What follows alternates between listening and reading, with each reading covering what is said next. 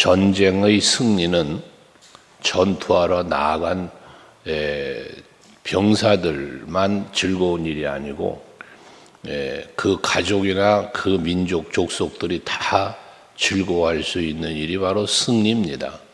그래서 마치 우리가 이제 스포츠를 보지 않습니까? 그럼 국가의 대표들이 있어서 나가서 운동을 해서 국가를 대표한 선수들이 이기면 선수들이 기뻐 뛰죠. 난리가 나죠. 근데 선수만 기쁜가요? 그것을 응원했던 국민들도 온 백성이 같이 즐거워하고 그러지 않습니까? 그것처럼 모든 싸움은 이기는 자에게는 큰 기쁨이 있는 거예요. 그래서 그 기쁨을 승리의 소식은 곧 기쁜 소식이 되겠지요. 오늘 11절에 보면 주께서 말씀을 주시니 소식을 공포하는 여자들은 큰 무리라고 그러는데, 여기서 주께서 주신 말씀이 뭐냐 하면 승리의 소식, 평안의 소식, 형통의 소식이었습니다. 악인은 멸하고 의인에게는 이런 엄청난 은혜와 복을 주시겠다는 그러한 축복의 음성이죠. 다윗의 기도지만 그 기도 가운데 하나님이 이루어 주실 주의 음성이 있단 말이에요. 그것을 여자들이 선포한다고 말씀하고 있어요.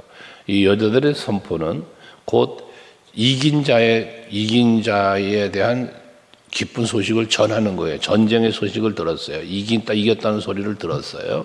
원수들이 멸망당했다는 소식을 들은 거예요. 그 소식을 선포하는 여자들을 말하고 있는 것입니다. 그 노래하는 걸 말하고 있어요. 그러면서 12절에 보면 여러 군대의 왕들이 도망하니 집에 있던 여자들도 탈취물을 나눈다. 그러니까 적들이 도망치고 멸망당하고 쫓겨가니까 그들이 가지고 있던 노획물들이 있잖아요. 여호사밧 왕과 그 모압과 암몬의 연합군의 족속들과 싸움이 있었을 때에 오직 주만 바라봅니다라며 노래하는 자들을 앞세워 전쟁하러 갔던 사건이 있잖아요. 그때에 하나님께서 온전한 승리를 이루게 해주시니까 사흘 동안이나 그 많은 은금 보화 재물을 취하였다고 하잖아요. 얼마나 많은 그 노획물을 거두어 드린 겁니까? 사흘을 거두어 드렸다 하니. 이렇게 거두어 드린 노획물은 어디로 가겠어요? 승리를 이룬 그 병사들이, 백성들이 가지고 돌아가는 거잖아요. 물론 국고에 들어놓는 것도 있겠지만 개인적으로도 노획물을 가지고 갈 수 있지 않겠습니까? 그것을 집에 누워있는 여자들도 그것을 받는다는 거예요. 탈취물을. 그러니까 완벽한 전쟁의 승리, 많은 탈취물이 있게 되어진다는 이야기 아니겠습니까? 그것들을 저들에게 다 가서 나누어 줄 수 있는 넉넉함에 또한 승리를 말할 수 있다는 것입니다. 그러면서 저들이 이제는 돌아가 양문에 우리에 누울 때에는 집에 돌아가서 평안에 이제 눕게 될 때 전쟁에 승리했고 많은 탈취물을 가지고 돌아가서 누는 걸 말하지 않아요? 그 누울 때에 13절에 그 날개를 은으로 입히고 그 깃을 황금으로 입힌 비둘기 같도다 해서 은으로 황금으로 입혔다는 것은 그만큼 탈취물로 많은 것을 얻었다는 것도 있고, 또 하나는 평안하다, 마음이 평안함과 행복함과 기쁨이 있다는 거예요. 그렇게 집에 돌아가서 눕게 되어진다는 것입니다. 이것이 바로 의인으로서 하나님께서 지켜주신 그러한 사람들이 누리는 누림이라고 말할 수 있는 것이죠. 그러면서 그 뒤에 이어진 말씀을 보면 하나님이 함께 하시는 백성들은 그 누가 와서 침략을 하고 저들을 흩은다 할지라도 그 흩음에 의해서 망하지 아니하고 항상 하나님이 저들을 보호하고 지켜주심에 대한 말씀을 하고 있는 것이에요. 그래서 그 하나님이 지켜주시니까 바산의 산, 높은 산 이야기를 하고 있는데, 하나님께서 저들에게 그 헬몬의 산에 눈 쏘이는 그 백년설로부터 흘러내려오는 물줄기, 그것이 이스라엘을 기름지게 하는 그러한 그 물줄기잖아요. 단 지파들이 살았던 그 지역의 그 갈리바라 그 예수님께서 그 가이사라 빌립보 지방에 가서 너희는 나를 누구라 하느냐 이 질문했던 그곳에도 엄청난 물이 흘러내려가잖아요. 그런 물줄기가 있는 그런 곳, 이게 전부 다 하나님께서 은혜 베푸시는 땅, 지키시고 보호하시는 백성들을 말하는 거니까, 그런 곳에 적들이 쳐들어와서 저들을 흩뜨고 하려고 하니 안 된다는 거예요. 그래서 16절에 보면 너희 높은 산들아 어찌하여 하나님이 계시려고 하시는 산을 시기하여 보느냐라고 말하고 있습니다. 하나님이 지키시고 하나님이 임재하여 계신 그러한 산, 그러한 곳, 그것을 감히 시기하고 질투하며 그 산을 빼앗으려고 하느냐라는 것이거든요. 근데 이건 결과적으로 뭐냐, 이스라엘 백성들을 괴롭히고 이스라엘 백성들을 몰아내려고 하는 것이 아니라 분명히 말씀하잖아요. 하나님께서 계시려고 하는 산. 이건 뭐야? 하나님이 주인인 땅, 하나님이 다스리고 보호하는 땅, 지키시는 땅이란 말이에요. 근데 그걸 감히 너희들이 시기하고 이걸 뺏으려고 하느냐? 안 된다는 거죠. 그러면서 진실로 여호와께서 이 산에 영원히 계시리로다 합니다. 하나님께서 영원토록 계시는 곳, 이것은 하나님이 영원토록 지키시는 곳, 하나님이 영원토록 은혜 베푸시고 복 주시는 곳이란 말씀이거든요. 그런데 감히 이 산을 시기해? 이 산을 네가 가지려고 해? 안 된다는 것이죠. 여러분들 가정에 가면 교회가 붙어 있죠. 서강교회 성도의 가정. 이건 뭐라 그랬어요? 단순히 서강교회에 소속되어 있다는 그 소속을 의미하는 게 아니라 이 가정은 하나님이 계신 곳입니다 라는 의미가 있잖아요. 하나님이 지키시는 가정, 하나님이 지켜주시는 집, 이걸 의미하는 거예요. 그러니까 하나님이 여러분 영원토록 계시는 거야. 여러분이 그 집을 떠나 어디로 이사를 가지 않는 한 그곳은 항상 계시는 거야. 여러분들이 어느 곳에 가든지 가서 머무는 곳마다 그것도 영원토록 함께 해주시는 의미 아니겠습니까? 그래서 그러한 하나님이 계시는 곳을 누가 감히 여러분 침투하며 누가 감히 여러분을 무너뜨릴 수 있겠어요? 그럴 수 없다는 겁니다. 그러면서 17절에 보면 하나님의 병기는 천천히요 만만이라 주께서 그 중에 계심이 시내산 성소에 계신 같도다 했습니다. 전쟁에서 승리하고 돌아올 때에 사울은 천천히요 다윗은 만만이로다, 백성들이 그런 노래를 했잖아요. 그건 뭐냐면 사울이 죽인 사람은 천이라면 다윗이 죽이는 것은 만이다, 그 영광을 다윗에게 돌렸던 거 아니겠어요? 백성들의 노래가. 그것 때문에 사울 왕이 다윗을 시기하고 그래서 죽이려고까지 하고 그랬지 않았어요? 근데 그것은 결과적으로 사울 왕이 죽였고 다윗이 죽였다고 백성들은 노래했지만, 그러나 실제 그 전쟁의 승리, 골리앗과 전쟁에서 승리도 마찬가지잖아요. 다윗의 전투 능력으로 이겼나요? 하나님이 함께 하시며 도와주셨기 때문에 이겼죠. 앞에 말했던 여호사밧 왕의 전투도 마찬가지 아니겠어요? 그 모압과 암몬의 연합군과 싸울 힘이 없는 이스라엘이었어요. 유다 백성들이었거든요. 그런데 하나님이 저들과 함께 하시면서 싸워주시니까 이겼던 거 아니겠습니까? 이것처럼 여기서 말하는 하나님의 병거가 천천히고 만만이라고 하는 것은 뭘 말하냐? 숫자적 천과 만을 이야기하는 게 아니라 하나님의 그 힘은 그만큼 위대하다, 강하다라는 걸 말씀하고 있는 겁니다.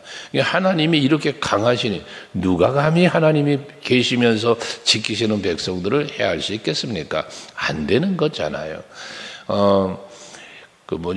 우리가 지난주에 묵상했었죠. 여수르나 너는 행복한 사람이로다 해서 우리가 말씀을 묵상했던 행복한 사람, 행복을 주시는 하나님이라는 말씀을 나눈 바가 있는데, 여수르나 너는 행복한 사람이로다 여호와의 팔이 네 아래에 있도다. 그러니까 우리가 거하는 곳은 하나님의 보호하심, 하나님의 품 안에 있다는, 내가 거하는 곳이 그렇다고 말이에요. 이것처럼 하나님의 천천과 만만이 되는 그 힘을 가지고 여러분을 지켜주시니 감히 누가 여러분을 해하겠습니까? 그래서 주께서 그 중에 계심이 시내산 성소에 계신 같도다 라고 말씀을 하는 거예요. 여러분, 하나님은요 이 성전에만 계신 하나님이 아니시고, 여러분들이 지금 백성들의 입장에서는 전쟁하러 나가면 그 전쟁터에, 일을 하러 나가면 일터에, 어느 곳에 가든지 하나님은 항상 함께 계시는 거예요. 그러니까 여러분 새벽마다 여러분들을 축복하며 기도할 때 하는 기도잖아요. 오늘 이 한날도 어디를 가든지 무엇을 하든지 가는 곳마다 머무는 곳마다 동행하시면서 여러분들의 범사를 지키시고 은혜 베푸시며 범사가 잘 되도록 복 주시라는 기도를 늘 새벽마다 드리는 건데, 이게 왜 하나님의 약속이기도 하면서 하나님이 하시는 일이에요. 이걸 여러분이 믿으시면 하루를 살면서 하루하루 날마다 사시는 거잖아요. 그러면서 늘 우리는 즐겁고 행복해지는 거예요. 왜? 하나님이 날 지킨다는 믿음이 있으니까. 그 병거가 천천히요 만만이라잖아요. 누가 그걸 해야겠어요? 그럴 수 없다는 것입니다. 그러면서 18절에도 주님께서 높은 곳으로 오르시며 사로잡은 자들을 취하시고 선물들을 사람들에게 받으시며 반역자들로부터도 받으시니 여호와 하나님이 그들과 함께 계시기 때문이다. 결국 하나님은 성도들과 택한 백성들에게만이 아니라 대적들에게까지도 하나님께서는 선물을 받는데요. 그래서 결과적으로 무엇을 말하는 겁니까? 대적자들이 망하고 그 가지고 있던 모든 것들이 다 탈취물로 빼앗겨. 그 빼앗기는 걸 말하는 거잖아요.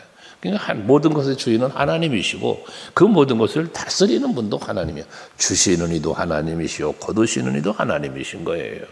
그러니까 여러분들이 하루하루 날마다 사실 때에 항상 하나님이 나와 함께 계심과 날 위해서 일하시는 그 하나님의 일하심을 여러분들이 바라볼 수 있는 신앙이 될 때, 그게 여러분들이 행복해지는 비결이고 또한 하나님을 믿고 의지하는 또 하나의 힘이 되는 것 아니겠습니까? 오늘은 하나님이 여러분 새벽에 나와서 기도하실 때마다 기대감이 들잖아요. 기대감이. 오늘도 하나님이 나를 위하여 어떻게 일하실란가? 분명히 하나님은 여러분과 함께 계시면서 여러분을 위해서 일하실 것인데 어떠한 일을 어떤 방법으로 하시려는지 한 번쯤은 믿음으로 기대하면서, 그게 소망 아니겠어요? 그러면서 하루를 시작하는 거야. 오늘도 하나님이 나와 함께 하시니 잘 될 거야. 좋은 일이 있을 거야. 이게 믿음으로 말미암는 소망이요, 기대감이라는 것입니다. 그런 믿음과 기대감을 가지고 하나님의 도움을 청하고 구하고 그 구한 대로 이루어진 은혜를 누리는 것이 우리의 신앙 생활 아니겠습니까? 여러분들이 새벽 제단 쌓는 기쁨이에요, 그게. 그러면서 19절에도 보면 날마다 우리 짐을 지시는 주라고 말하고 있습니다. 그 우리의 구원이신 하나님을 찬송할지로도 합니다. 내가 지어야 할 짐을 대신 짊어지시는 거예요. 그래서 우리로 말하면 무거운 짐을 지고 힘들어하는 우리를 구원하시는, 건지시는 하나님이시다 그 말이에요. 마태복음 11장 28절 이하에 말씀하잖아요. 수고하고 무거운 짐진 자들아 다 내게로 와라. 내가 너희를 쉬게 하리라 하지 않습니까? 그래서 주님 앞으로 나올 때는 그냥 나오는 게 아니에요. 나의 모든 무거운 짐, 나를 힘들게 하는 모든 것들을 주님 앞에 나와 내려놓는 거예요. 내려놓는 거예요. 주님께 맡깁니다. 주님께 의지합니다. 이게 내려놓는 거잖아요. 그럼 주님께서는 그 내려놓고 기도하는 여러분들의 기도를 들으시면서 그 모든 무거운 짐을 대신 짊어지시고 여러분들은 가볍고 쉬운 멍에를 쥐고 살 수 있도록, 그 가볍고 쉬운 멍에가 무슨 멍에예요? 그게 바로 믿음과 소망과 사랑이라고 하는 그 엄청난 하나님의 은혜예요. 그걸 가지고 사는 겁니다. 오늘도 여러분들이 힘들고 어려운 일들이 여러분 앞에 놓여 있을 수 있어요. 그러지만 내가 한다라고 생각할 땐 힘들어요. 지쳐요. 그러나 하나님께 의탁하면서 나아가면 아무리 힘들고 어려운 일도 하나님이 도우시면서 잘 되게 해 주실 거니까 그 잘됨의 은혜가 은혜 아니겠습니까? 그래서 하나님께서 언제나 여러분의 짐을 짊어지시고 그리고 지키시고 구원해 주시는 은혜를 누리게 해 주시는 거예요. 20절에도요. 하나님은 우리에게 구원의 하나님이시다. 사망에서 벗어남은 주 여호와로 말미암거니와 라고 말하지 않습니까? 에베소서 2장 1절 말씀을 우리가 늘 말하잖아요. 뭐예요? 허물과 죄로 인하여 죽었던 너희를 살리셨다. 누가? 그는 누구요? 예수님이시잖아요. 이것처럼 하나님은 우리를 구원하시는 하나님이요, 사망에서 벗어나게 해주시는 하나님이시단 말이에요. 사망으로부터 벗어나 생명을 주신, 새 생명을 주신 하나님께서 여러분들이 힘들어하고 두려워하며 근심하고 있는 여러 가지 상황과 문제들로부터는 건져주시지 않으실까? 건져주시지 않아요. 그 건져주심을 성경이 우리에게 말씀해주고 있잖아요. 홍해 바다가 갈라져, 골리앗이 쓰러져, 여리고가 무너져, 그렇게 두려워 떨고 무서워했던 가나안의 7 족속들을 다 쫓아내 주셔. 안 되는 게 뭐가 있어요? 하나님이 다 해주시잖아요. 그러니까 이런 엄청난 일을 하시는 하나님께서 오늘도 여러분을 위해서 일하여 주실 줄로 믿으시기를 바랍니다. 그러면서 이처럼 모든 문제로 사망에서 벗어나니 모든 문제들로부터 벗어나는 거예요. 또 사망에서 벗어난다는 의미는 죄로부터도 벗어나는 거잖아요. 죄의 삭시 사망이니까 허물과 죄로 말미암아 죽었던 나인데 그 허물과 죄가 사함 받으니까 살아나는 거단 말이에요. 하나님과의 막힌 담이 헐어지니까 하나님과의 관계가 열려진단 말이에요. 이게 생명이에요. 영생이에요. 그러면서 마지막 21절에 보면 그의 원수들의 머리 곧 죄를 짓고 다니는 자의 정수리는 하나님이 쳐서 깨뜨리시로다 그랬어요. 원수들의 머리를 깨뜨린대. 근데 이 머리를 깨뜨리는데 거기 보면 죄를 짓고 다니는 자의 정수리라고 말합니다. 정수리가 뭔지 아시죠? 머리 꼭대기에. 거기에 이 사람들은 머리를 따서 꽂거나 그 머리를 우상 앞에 절하면서 그러는 사람들을 말하는 거야, 이게. 그러니까 그걸 깨뜨려 보신다는 것은 결국 뭘 말하냐? 대적자들의 머리를, 원수들의 머리를, 이 머리를 깨뜨려 보시고 그 얘기가 아니고 정수리를 깨뜨려 보시고가 아니고 이 머리를 가지고 정수리를 가지고 우상을 섬기는 걸 말하는 거니까 우상을 깨뜨려 버릴 것을 말씀한다 그 말이에요. 그러니까 저들이 믿고 의지했던 것 그걸 깨뜨려 버린다는 거예요. 여러분들에게 요즘 현대판 우상 말씀드렸잖아요. 오늘 우리들의 현대판 우상이 뭐라 그랬어요? 욕심이에요. 욕심. 이게 다 우상이에요. 하나님보다 더 사랑하는 것이 우상이라고 그랬잖아요. 그걸 하나님이 깨뜨려 보신다는 거예요. 깨뜨려 보신다. 그러니까 여러분이 복된 삶을 사시려면요 우상을 만들면 안 되는 거예요.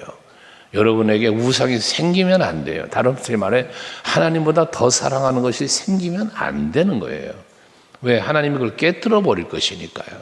그래서 우리는 언제나 마음을 다하고 뜻을 다하고 성품을 다하여 네 여호와 하나님을 사랑해라 라고 말씀하신 것처럼 우리가 가장 사랑하는 먼저 우선순위로 사랑하는 내 삶의 가장 큰 목적은 하나님을 사랑하고 하나님의 기쁨 영광을 위하여 사는 것이다. 그래야 할 때에 내가 하나님의 일을 하면 하나님은 나의 일 해주시고 내가 하나님을 기쁘시게 해드리면 하나님 나 기쁘게 해주신다는 우리의 믿음의 고백과 그것이 여러분들에게 그대로 되어질 것이고 그것이 여러분의 입술에 감사와 찬송, 간증 되게 되는 거예요. 오늘이 바로 여러분에게 그와 같은 날이 될 수 있기를 주의 이름으로 축복합니다. 기도하시겠습니다.